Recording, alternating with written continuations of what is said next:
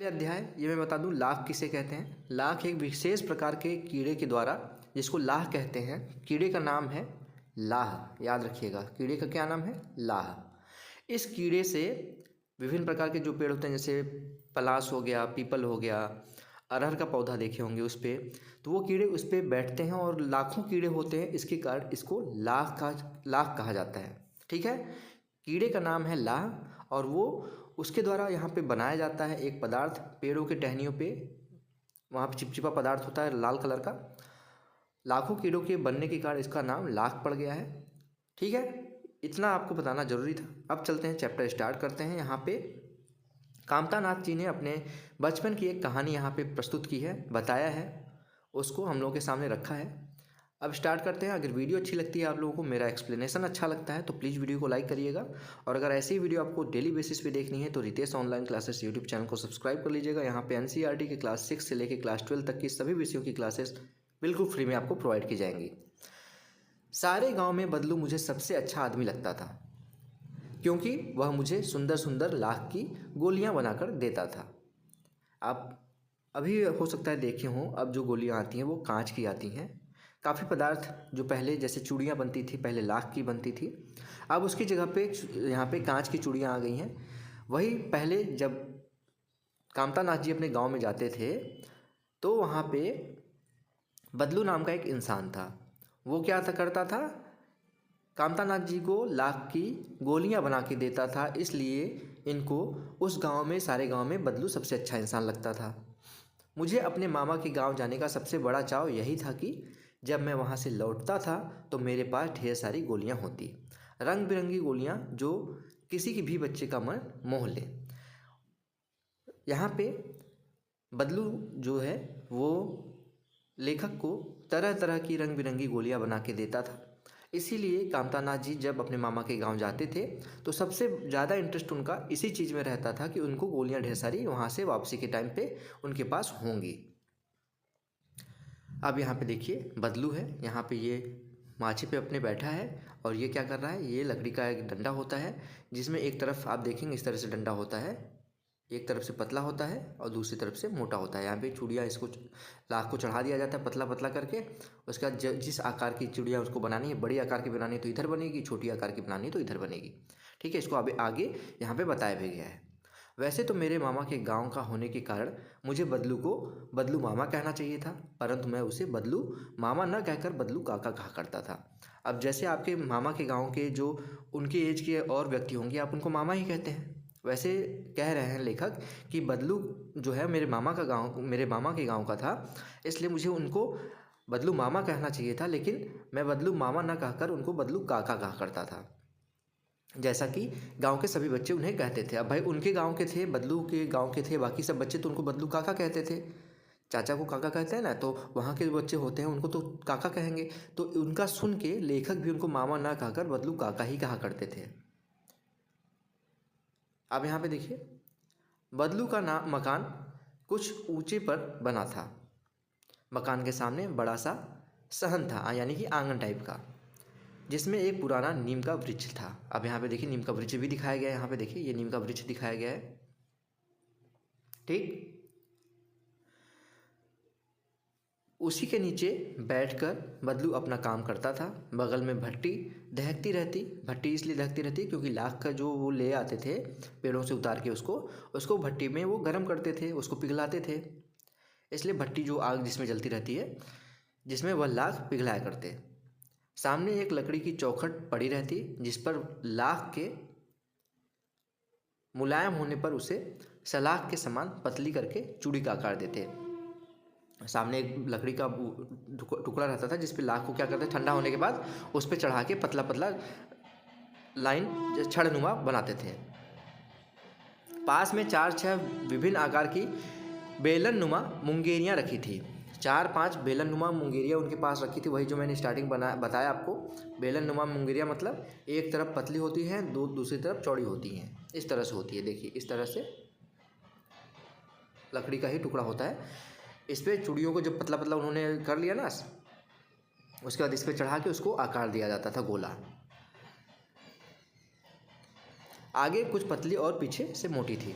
लाख की चूड़ी का आकार देकर वह उन्हें मुंगेरियों पर चढ़ाकर गोल और चिकना बना करते थे और तब एक एक कर पूरे हाथ की चूड़ियाँ बना चुकने के पश्चात वह उन पर रंग करते थे। जब उसको बना लेते थे तब फिर उसके बाद उन चूड़ियों के ऊपर रंग किया करते थे।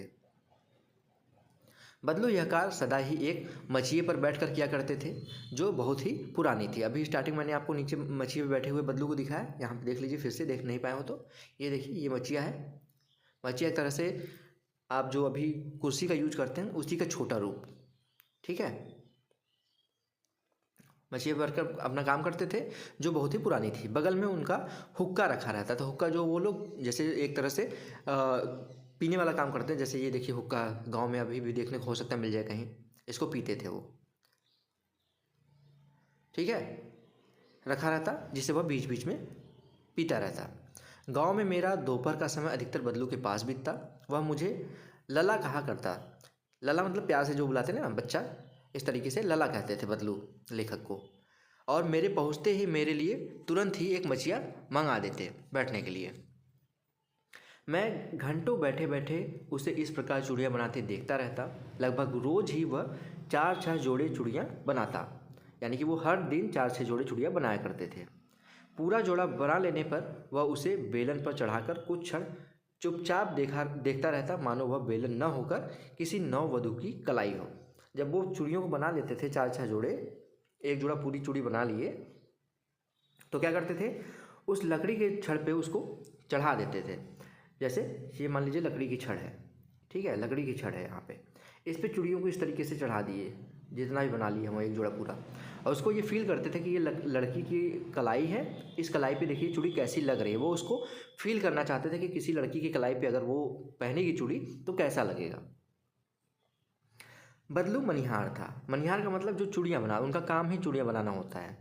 बदलू मनिहार था। चूड़ियाँ बनाना उसका पैतृक पेशा था, यानी कि उसके पिताजी, उसके दादाजी से ये बिजनेस चला आ रहा था। उनका पेशा था कि यही काम उनको करना है, और वास्तव में वह बहुत ही सुंदर चूड़ियाँ बनाता था। उसकी बनाई हुई चूड़ियों की खपत भी बहुत थी, यानी उसको जो चूड़ियाँ बनाता था वो तुरंत ही बिक जाती थी, उसकी खपत बहुत थी। उस गांव में तो सभी स्त्रियां उसकी बनाई हुई चूड़ियाँ पहनती थी। आसपास के गांव के लोग भी उससे चूड़ियाँ ले जाते थे। उस गांव के तो सभी लोग, जो औरतें थी वो उसकी बनाई हुई चूड़ियाँ पहनती ही थी, और आसपास के जो गांव वाले थे, जो औरतें थी आसपास के गांव की, वो भी उसकी चूड़ियाँ ले जाया करती थी। परंतु वह कभी भी चूड़ियों को पैसे से बेचता न था, यानी वो पैसा नहीं लेता था किसी से। चूड़ियाँ जो वो औरतें ले जाती थी उससे, उनसे वो पैसा नहीं लेता था। उसका अभी तक वस्तु विनिमय का तरीका था, यानी कि वस्तु विनिमय का मतलब, देखिए यहाँ पे ये वर्ड याद रखिएगा, वस्तु विनिमय। वस्तु विनिमय का मतलब होता है अगर वो चूड़ी देता था उसके बदले कोई दूसरी वस्तु उससे प्राप्त करता था, पैसा नहीं लेता था। जैसे चूड़ी दिया तो अनाज ले लिया, चूड़ी दिया तो कोई फल ले लिया, कोई सब्जी ले ली, इस तरीके से वस्तु विनिमय इसको कहते हैं। और लोग अनाज के बदले उससे चूड़ियाँ ले लेते थे। बदलू स्वभाव से बहुत सीधा था। मैंने कभी भी उसे किसी से झगड़ते नहीं देखा।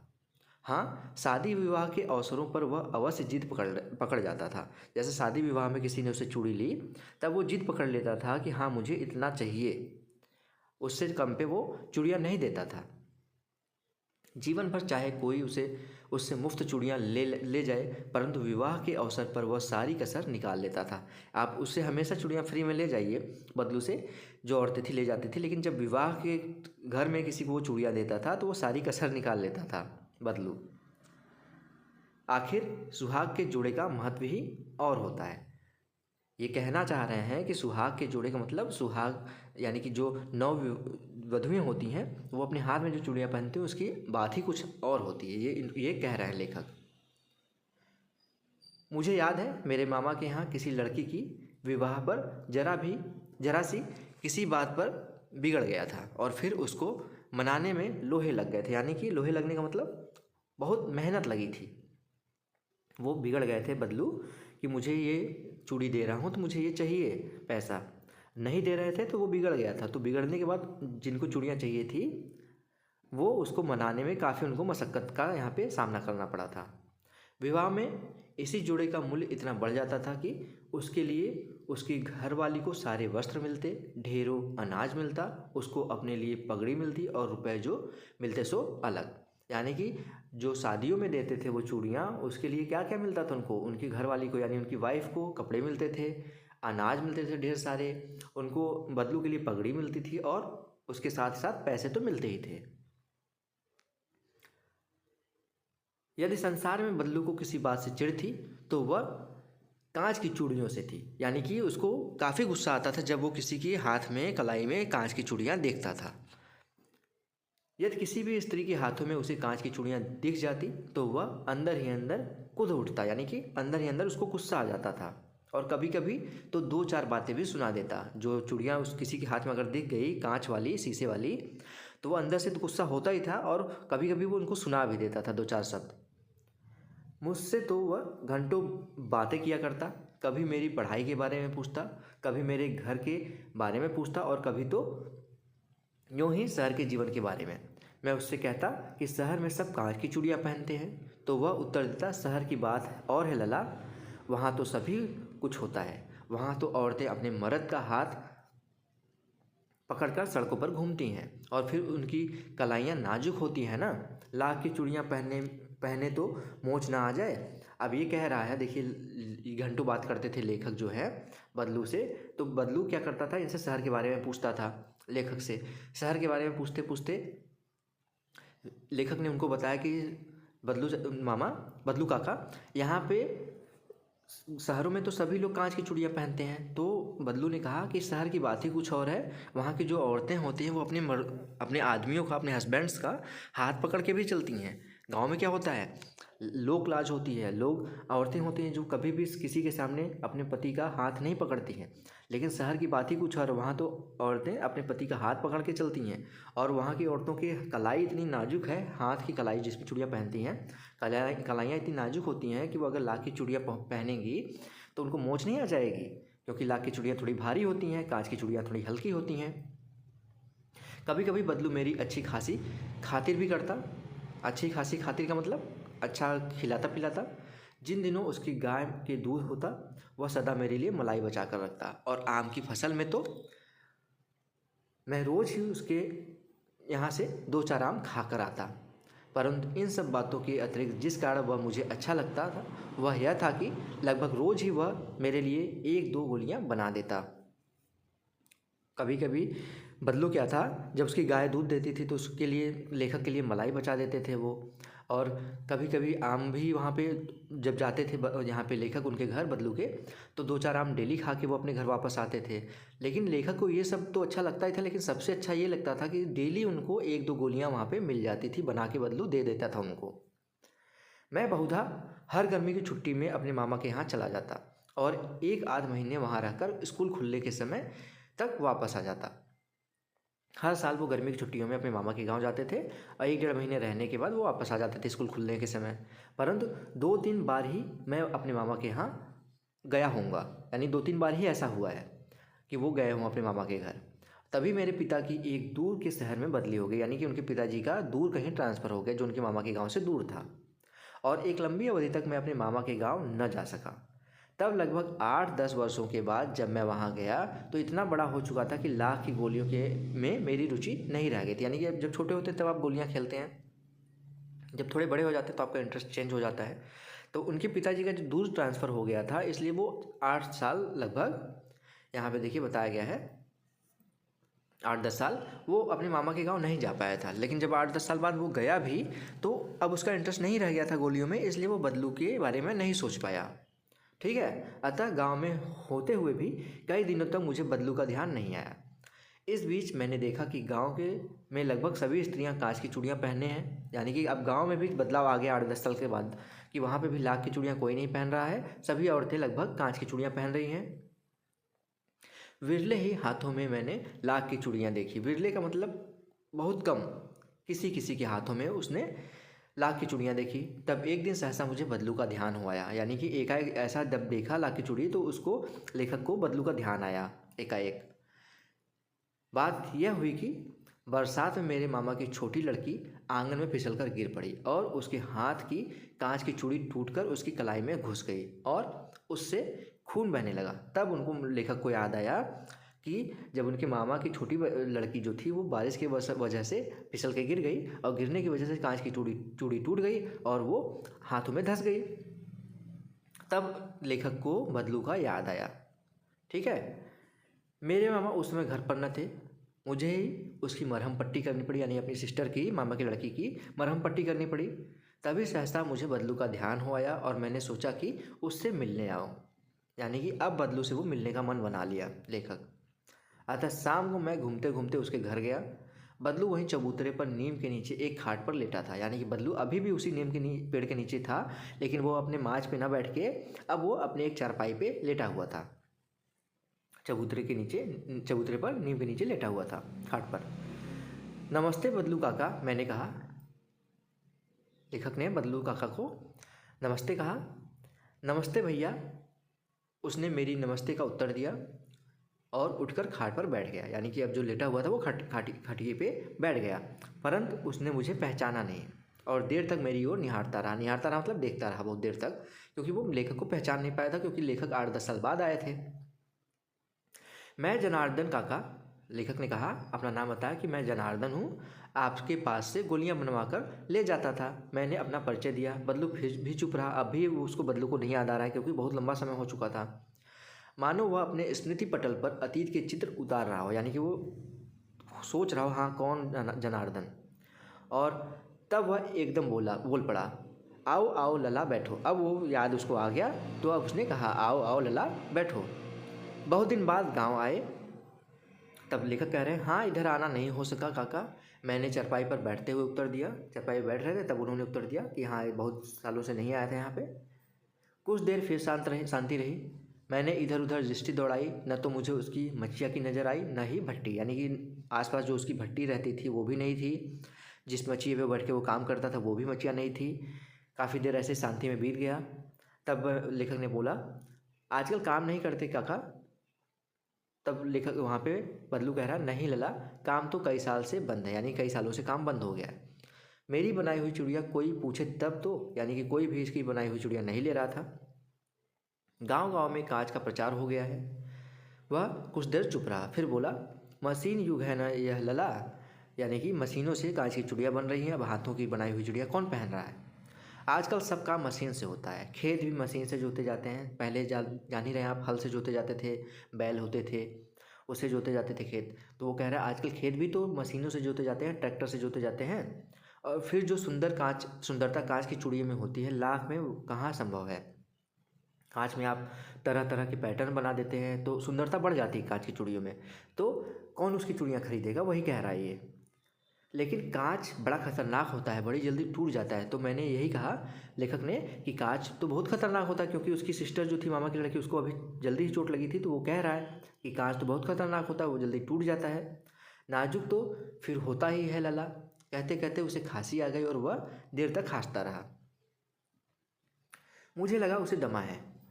अवस्था के साथ साथ उसका शरीर ढल चुका था। उसके हाथों पर और माथे पर नसें उभर आई थी। जब कमजोरी होती है, एज हो जाती है, तो क्या होती है, कुछ लोगों के हाथों पे और माथे पे नसें दिखने लगती हैं। और उसको खांसी जो आ रही थी, लेखक ने सोचा हो सकता है इनको अस्थमा हो। जाने कैसे उसने मेरी शंका भांप ली और बोला। अब लेखक ये सोच ही रहा था, लेकिन बदलू को ये आभास हुआ कि लेखक क्या सोच रहा है। तो बदलू ने कहा, दमा नहीं है मुझे, फसली खांसी है। यानी कि जो फसली खांसी मतलब जो मौसम के साथ आती रहती है खांसी, जैसे सर्दी जुकाम हो जाता है ना आप मौसम चेंज होने पे, तो वैसे ही कह रहा है कि मौसमी यहाँ पे फसली खांसी है। यही 1-2 महीने से आ रही है, 10-15 दिन में ठीक हो जाएगी। मैं चुप रहा। मुझे लगा उसके अंदर कोई बहुत बड़ी व्यथा छिपी है, यानी कि कोई बहुत बड़ी टेंशन है बदलू के अंदर। मैं देर तक सोचता रहा कि इस मशीन युग ने कितने हाथ काट दिए। यानी कि सोच रहा है लेखक कि ये मशीनीकरण जो हो रहा है, सारी चीज़ें मशीनों से बन रही हैं, सारे कार्य मशीनों से हो रहे हैं, वो कितने लोगों के रोज़गार को यहाँ पे छीन लिया है। कुछ देर फिर शांति रही, जो मुझे अच्छी नहीं लगी। आम की फसल कैसी है काका? तो मैंने पूछ लिया। बहुत देर शांत होने के बाद मुझे अच्छा नहीं लग रहा था कि शांति है, ऐसे नहीं बैठना चाहिए। तो मैंने बात बढ़ाने के लिए मैंने पूछ लिया कि आम की फसल अब कैसी है। कुछ देर पश्चात मैंने बात का विषय बदलते हुए पूछा। तब वो बदलू कह रहा है, अच्छी है लला, बहुत अच्छी है। उसने लहक कर उत्तर दिया, और यानी कि अच्छी हुई थी फसल, खुशी से उसने उत्तर दिया और अंदर अपनी बेटी को आवाज़ दी। अरे रज्जो, यानी कि जो वहाँ पे बदलू की बेटी का नाम है रज्जो, उसको बोल रहा है, लला के लिए आम तो ले आओ।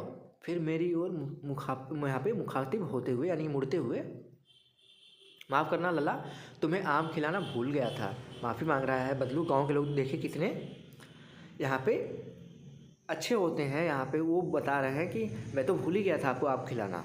नहीं नहीं काका, आम तो इस साल बहुत खाए हैं। वाह वाह, बिना खाए आम खिलाए कैसे जाने दूंगा आपको तुमको। तो बदलू कह रहा है आप आम, लेखक कह रहा है मैं तो आम बहुत खाया हूँ मत लाइए। लेकिन लेखक कह रहा है ऐसे कि थोड़ी हो सकता है, आप आए हैं तो आम खिलाए बिना कैसे जाने दूंगा। मैं चुप हो गया। मुझे वे दिन याद आए जब वह मेरे लिए मलाई बचा कर रखता था। गाय तो अच्छी है ना काका, मैंने पूछा। तब बदलू बोल रहा है, गाय कहाँ है लला, 2 साल पहले ही बेच दिया। कहाँ से खिलाता, जब कुछ काम ही नहीं हो रहा है मेरा तो उसको कहाँ से खिलाता, इसलिए गाय को बेच दिया। इतने में रज्जो उसकी बेटी अंदर से एक डलिया में ढेर से आम ले आई, यानी कि एक डलिया जिसमें आम रखे जाते हैं वो उठा के ले आई, उसमें ढेर सारे आम थे। यह तो बहुत है काका, इतने कहाँ खा पाऊँगा, मैंने कहा। लेखक कह रहे हैं ये तो बहुत ढेर सारे, इतने कहाँ खा पाऊँगा। वाह वाह, वह हंस पड़ा। शहरी ठहरे ना, मैं तो मैं तुम्हारी उम्र का था तो इसके चौगुने आम एक वक्त में खा जाता था। तो लेखक बोल रहा है, लेखक नहीं बदलू बोल रहा है लेखक से। जब बदलू यहाँ पे लेखक ने कहा कि मैं इतना नहीं खा पाऊँगा, तब वो वहाँ पे बदलू बोल रहा है हंसते हुए कि शहरी हो ना, यानी कि शहर से हो ना, मैं जब तुम्हारी उम्र का था तो एक टाइम में इसके 4 गुना आम खा जाया करता था। आप लोगों की बात और है। मैंने उत्तर दिया कि आप लोगों की बात और है, मैं नहीं खा पाऊँगा इतना। अच्छा बेटी लता को 4-5 आम छाँट कर दो। सॉरी, लला है यहाँ पे, देखिए, लला को 4-5 आम छाँट कर दो, यानी कि अच्छे अच्छे जो टोकरी में आम थे उसमें से 4-5 आम छाँट कर दे दो। सिंदूरी वाले देना, देखो लला कैसे हैं, इस साल यह पेड़ तैयार हुआ। यानी कि सिंदूरी कलर के आम जो थे उसने अपनी बेटी से कहा कि लला को 4-5 आम छाँट के देना, और सिंदूरी वाले देना जो इस साल ही फसल, मतलब पेड़ वो तैयार हुआ है, जो पहली बार उसने फसल दी है। रज्जू ने 4-5 आम अंजलि में लेकर मेरी ओर बढ़ाया, यानी अपने हाथों की अंजलि में लेके 4-5 आम मेरी तरफ बढ़ाया। आम लेने के लिए मैंने हाथ बढ़ाया तो मेरी निगाह एक क्षण के लिए उसके हाथों पर ठिठक गई, यानी कि उसके हाथ जब मेरी तरफ बढ़े आम लेकर, तो मैंने भी अपना हाथ बढ़ाया तो मेरी जो लेखक की जो निगाह थी उसके हाथों पर रुक गई। क्यों रुक गई? गोरी गोरी कलाइयों पर लाख की चूड़ियाँ बहुत ही फब रही थी, यानी बहुत सुंदर लग रही थी लाख की चूड़ियाँ उसकी बेटी की कलाइयों पर। बदलू ने मेरी दृष्टि देख ली और बोल पड़ा, यही आखिरी जोड़ी बनाया था, यानी कि लास्ट वाला जो उसने चूड़ी बनाई थी लाख की, वो ही अंतिम जोड़ी वो उसने अपनी बेटी को पहना दिया था। जमींदार साहब की बेटी के विवाह पर 10 आने पैसे मुझको दे रहे थे, यानी कि वो उसकी चूड़ियों के दाम 10 आने दे रहे थे। तो वो क्या हुआ, मैंने जोड़ा नहीं दिया, कहा शहर से ले आओ, यानी कि उसने 10 आने में अपना चूड़ियाँ नहीं बेची अपनी, और कह दिया जमींदार से कि अपने बेटी के लिए शहर से जाके चूड़ियाँ ले आओ। इतनी गरीबी होने के बाद भी बदलू ने अपने आत्मसम्मान से यहाँ पे कोई भी भेदभाव वो नहीं किया कि हाँ 10 आने में भी अपनी चूड़ियाँ दे दूँ, उसको दिक्कत थी इतनी। फिर भी मैंने आम लिए और खाकर थोड़ी देर पश्चात चला आया। मुझे प्रसन्नता हुई कि बदलू ने हार कर भी हार नहीं मानी थी, यानी कि वो इतना कमज़ोर हो गया था, उसके पास पैसे नहीं थे, उसके पास काम नहीं था, फिर भी उसने अपने चूड़ियों को सस्ते दाम पर नहीं बेचा। उसका व्यक्तित्व कांच की चूड़ियों जैसा न था कि आसानी से टूट जाए, यानी कि बदलू का व्यक्तित्व के बारे में बताया गया इसमें कि इतना कमज़ोर नहीं है कांच की चूड़ियों के समान कि आसानी से टूट जाए। ठीक है, तो ये कामता नाथ जी द्वारा लिखा गया था, ये देख लीजिएगा, लेखक का नाम याद रहना चाहिए। अभ्यास प्रश्न मैं आपको जल्दी ही करा दूंगा नेक्स्ट वीडियो में। तो दोस्तों, अगर आप लोगों को वीडियो अच्छी लगी हो, समझ में आया हो आप लोगों को, तो प्लीज़ इस वीडियो को लाइक करिएगा। अगर ऐसे ही वीडियो डेली बेसिस पे आपको देखनी है सभी विषयों की, Hindi, English, science, social science, math, सभी विषयों की आपको यहाँ पे क्लासेस बिल्कुल फ्री में प्रोवाइड की जाएंगी। अगर आपको डेली बेसिस पे ऐसी वीडियो देखनी है तो Ritesh online classes YouTube channel को सब्सक्राइब कर लीजिए। नीचे सब्सक्राइब बटन है, वीडियो को उस पर क्लिक करके सब्सक्राइब कर लीजिए, साथ ही साथ बेल आइकन जरूर दबा के रखिएगा। और अगर वीडियो अच्छी लगी तो प्लीज़ इस वीडियो को लाइक कर दीजिएगा। तो फ्रेंड्स, मिलते हैं नेक्स्ट वीडियो में, तब तक के लिए आप सभी का बहुत बहुत धन्यवाद। जय हिंद, वंदे मातरम।